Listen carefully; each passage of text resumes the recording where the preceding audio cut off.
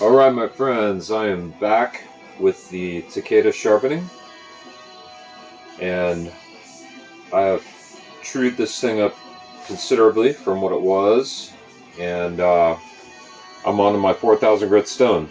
So I have changed the camera angle up just a bit, so you can see a little different angle of what's going on, and as it turned out, I didn't have to spend too much more time on my resin diamond stone. I was apexing the edge so hard with that I decided to move up to the 400 grit ceramic pretty quickly, and just a few passes each side on that was plenty to smooth all that out, and then I jumped right onto my Suero Deburring 1000 grit and really refine the edge. And the knife is very sharp right now already. Look how low this angle is. This is where it's at. This is the magic of a Takeda. So I'm now on my 4,000 grit Suero Deburring, and now the polishing and really the refinement of the toothy goodness at the edge is at hand. I want to make sure I have plenty of water on there. This is a splash and go stone. I do find that when I first begin sharpening, it starts slurring up pretty quickly, but it can get a little gummy right in the initial stages, and then needs a little water and possibly a finger wipe. And of course, you can always begin your session by stimulating the surface with a suitably appropriate grit Nagura.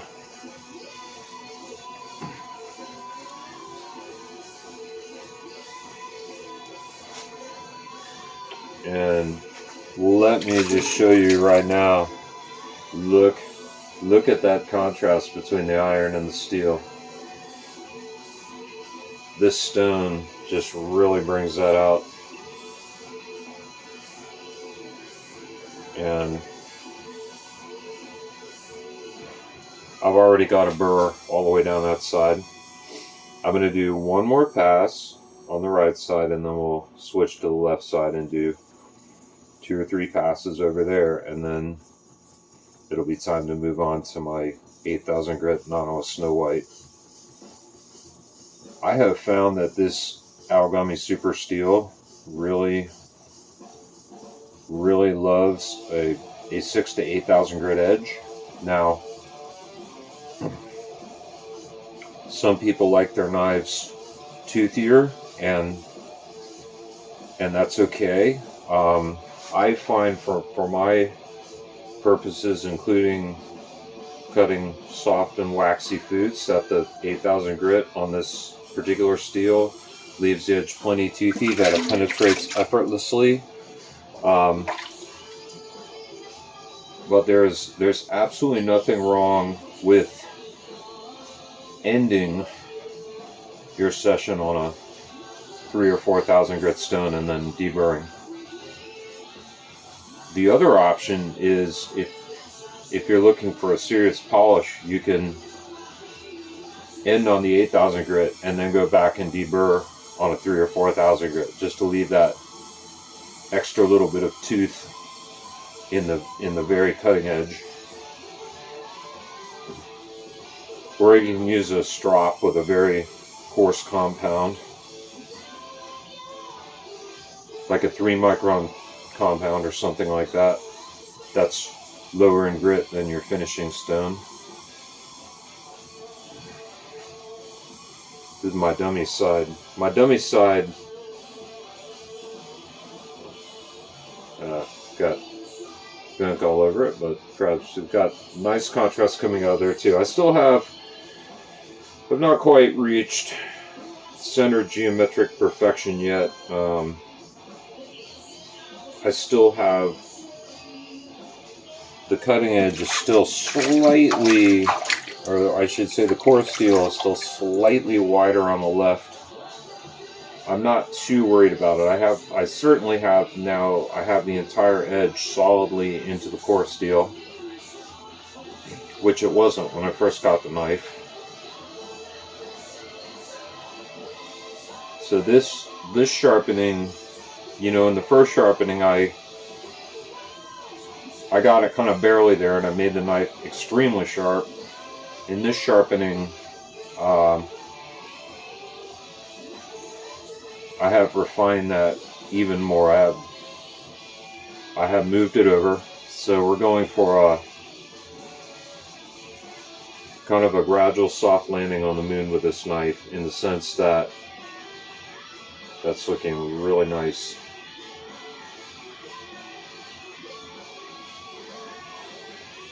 At the 4,000 grit level, you can barely feel that burr. I mean, it's there, but it's not very evident. Okay, so this is it's looking pretty nice right now, and it feels so crisp and toothy. I find that for my, you know, in between stones, you just take the pad of your thumb and very, very gently slide it sideways across the edge, never this way, only sideways, and you'll feel that edge is just super, super crisp and toothy. And when you feel that feeling, you know that knife is very, very sharp, and you're down to, you're right there. You have an edge that's ready for its final refinements. Okay, so now I have my Nanawa Snow White, and I like to rub this one. I've had this soaking just for a few minutes. This is not really soaking stone, but I found that it works best when it's soaked just for a short amount of time, and then polish the surface with a Nagura. I have a Nanawa 8,000 grit Nagura here, so that should be great. I'm leaving that slurry from the Nagura right on there.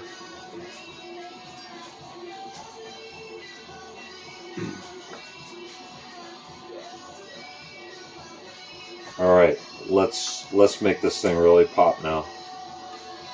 Now I want to be very, very careful. I have a very crisp edge here, and I do not in any way wish to roll, crush, round over this edge. If anything, on this final stone, I'm keeping my angle erring maybe a 1/4 degree on the low side, because the very edge is so sharp and toothy right now. I'm not looking to dig into this edge at all. By the way, look at this black, the Snow White 8,000. It's an aggressive 8,000 in the sense that it'll cut some steel. Of course, it's a great polisher, but you know, it'll still cut some steel. And if you do burr on this stone, you need to make sure that you have that angle just like you want it, because if you don't, it will roll your edge over. I found that out the hard way. A knife that I had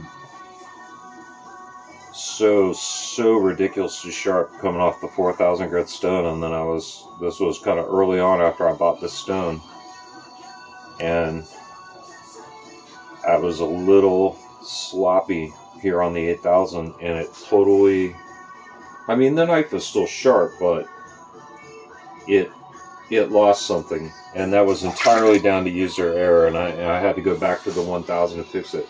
Now look at that cladding popping. That's the other thing I love about this stone. It really brings out the the haze and the soft iron, and it leaves the steel just mirrory. Alright. That side stone. I mean, the burr off this stone is so fine you can barely feel it. You can, if you're a real perfectionist and you want to be able to know exactly where you have a burr, get yourself a soft, like microfiber cloth and drag it across the edge, and it will catch burrs that you can't even feel with your fingertips. It's also an excellent strategy for any of you who, you know, because of what you've done for work or whatever, if your fingertips lack sensitivity enough to feel your burr at higher grits, you can use a soft microfiber cloth and pull it sideways across the edge, and it will catch. If there's a burr there, it will catch. It will find the burr that your fingers cannot find. And thank you, Zach, for that tip. I can normally feel my burrs, but when any blade that I go over 8,000, I can't feel it anymore. Alright, I'm going to do one more complete pass on the left side just to make absolutely sure that I have it. This is pretty good. And then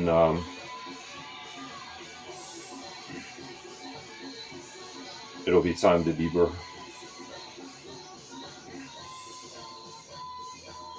Deburring at Takeda may be a little different than most knives. It really isn't, but it has to be done. If you really want to maintain that zero edge, incredible sharpness. Oh wow, that's just so wow. I can't wait to cut something. So I'm going to do literally, the burr is so fun. I'm literally going to do one. So I finished on the left side, which means my burr is on the right side. I'm literally going to do one. I'm going to find my angle very carefully, and I'm literally going to do one pass just to, ooh. And then I have my hard leather strop. Wow, and I see blood on my stone, which means I cut something, and I have no idea what it is. I didn't even feel it. It's alright. Some tiny little nick I got. Let me just get that off of there. Sorry, guys and gals. I normally save my stone cleaning for after, but I see blood on there. I gotta do something.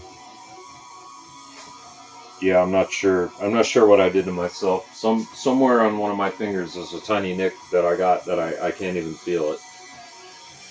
Alright, so let me dry this off. Right now, this should be an incredibly crisp apex.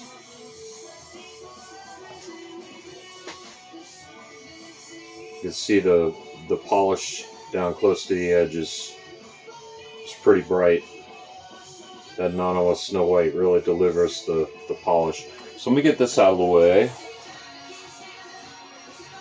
And let me dry this spot off very quickly so I can brace my leather strap down. And I'm going to get this just a very, very... I see where I cut myself. No idea how that happened. Alright, so I'm going to try not to get that anywhere else. So this is just a hard leather strap with some 1 micron diamond emulsion on it, and I'm literally going to give this knife like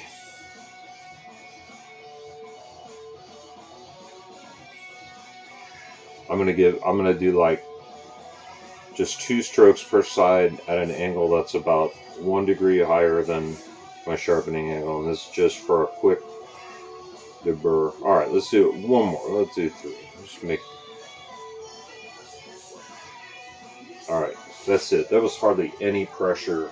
I find this origami super. Sorry for me bleeding, folks. I have no idea how that happened, but the knife is so sharp. The knife is so stupid sharp that I probably just barely touched the edge at some point when I was moving my fingers. Alright, so let's... Wow.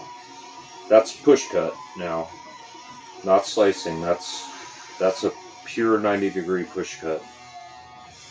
Let's do it on the hard side. Ha! Shaves. It just shaves it. Pure push cut. One tiny catch. Alright, well I'm pretty happy with it. That's way sharper than it was. So I went looking in my refrigerator, and sadly the only thing I found to really do food cutting was a few potatoes. And I mean, I'm always down for some late night fried potatoes, but I was hoping for something, you know, a little more challenging. Potatoes are not the hardest thing to cut, but let me hold the knife like this and just let the weight of the knife slice the potatoes.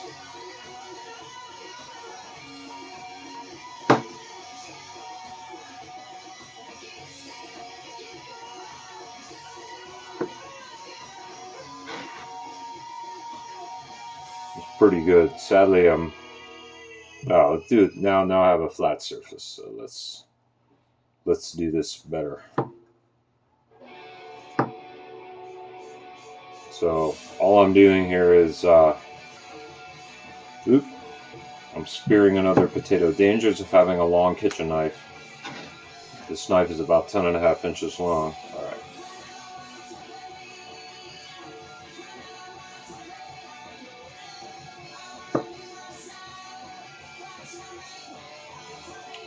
I mean, it doesn't get a whole lot better. Not even. I'm only holding the knife up enough to stabilize it. So, pretty good. If I were to do this normally now, like, it's just stupid sharp. So, I'll feature this one again soon in another food prep video. Now it's razor sharp again, and just kind of show what's up. But I think you saw basically just that, you know, zero grind sharpening, that it looks a lot like what you do to thin your average knife, and taking that to your finishing grit, and then just the absolute minimal deburring, just leaving that apex just as crisp and toothy as you can possibly get it. And it works extremely well. And yeah, so like I said, very soon I'll do another food prep video with this, with some more demanding ingredients. Maybe we'll get some nice stick carrot or something to go through, or some turnips or something, to really show what's up. But I'm pretty happy with this right now. So that's it. How to sharpen a Takeda knife efficiently and in accordance with how the knife is designed to be sharpened. So with that, I will sign off and bid you all good night and happy holidays. Bye bye.